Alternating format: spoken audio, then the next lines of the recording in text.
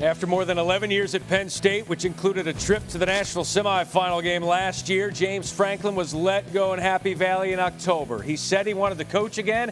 He didn't have to wait long. Hired at Virginia Tech last month. And while Penn State is still looking for a coach, James Franklin has wasted no time in putting his first class together in Blacksburg. And James Franklin joins us now. Coach, thanks so much for being with us here on National Signing Day. As much as money has entered the conversation of recruiting over the last few years, it's still about relationships. How would you describe the conversations that you have had with recruits, specifically the ones that you were able to flip from your old job to your current one? Well, it's still about relationships unless the gap of money is too wide. And I've been a part of a few of those as well. But yeah, I think that was a big part of this, right? Like most of the guys that we are signing today are guys that we've had relationships with 2+ years with them, with their parents, with their high school coaches. We've established really strong relationships and trust and comfortability. And now, obviously, we're in a different situation and a different brand with Virginia Tech. That for most of us, you guys on the show, we grew up with a Virginia Tech that was kicking butt and taking names, and this is going to be the type of class and type of young men that are going to help us restore that. Coach, Tom Luganbill here. I know that you referenced that money gap, and one of the attractive things about this Virginia Tech job was the announcement a couple of months back of the investment into football, into the revenue producers, and making football the front porch of the university. How significant, as you were doing your homework on this job, is that alignment top to bottom to help this program take the next step? Yeah, so that was a big part of it. What was good and helpful is when I started talking to schools about my next opportunity, it was very obvious with Virginia Tech they had a plan. We've already seen it's been public that they had made a decision to invest more in football.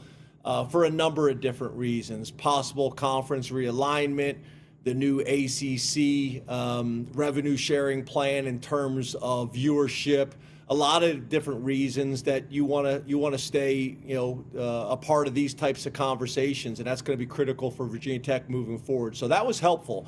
When I sat down and met with them, they already had a plan when it came to staff budget, when it came to coaches budget. They had already done their benchmarking in the ACC nationally, and then from an NIL perspective. So when I made my ask and request when the time came, they weren't far off from what they had already planned. But I think you guys know too, there's a difference between being competitive, and we've made a move to be competitive. But I think you follow this closely enough. There are 10 programs out there in the country that are different than everybody else, like significantly different than everybody else. And that's what everybody's trying to do, is find different ways to be creative and strategic into closing those gaps so we have a chance to be as successful as anybody else. Coach Craig Harbert here. The DMV is probably one of the more underrated talent pools, and probably nobody gave Maryland fits more than you did when you were at Penn State. Now you're actually closer by there in the state of Virginia. Can you just talk about your relationships there and how you plan to kind of further utilize the DMV even a little bit closer to home now at Virginia Tech? Yeah, I think, I remember being at Maryland with Ron Vanderlinden, then Ron got let go and Ralph Friedgen came in. And at that point, the DMV wasn't really being recruited the way it is now. It was amazing. We'd be in camp, and how many guys that we'd have that ran 4.4 or 4.3 or jumped 38 vertical jump, and just guys in the area that nobody was really recruiting and nobody knew about. That's not the case anymore. Everybody goes into the DMV and hits it hard. Obviously, that was a very important area for us at Penn State and had been for a long time. And if you look at Virginia Tech, it's been critical in our history as well. So it's going to start at home, in our state of Virginia, but obviously we're going to have to do a great job in Maryland, in D.C., the DMV, as well as all the surrounding states, North Carolina. We'll get into South Carolina a little bit more than we did when we were at Penn State. We got to dominate the footprint, but then we also have to recruit nationally, but it's hard to recruit nationally if you're not taking care of your home state first. Off to a great start. It's going to take some time getting adjusted to seeing the VT there on the shirt, but you've adjusted well. Thank you, James. Really appreciate it. Guys, I appreciate it. They've been telling me the maroon brings out my eyes. We can attest to that.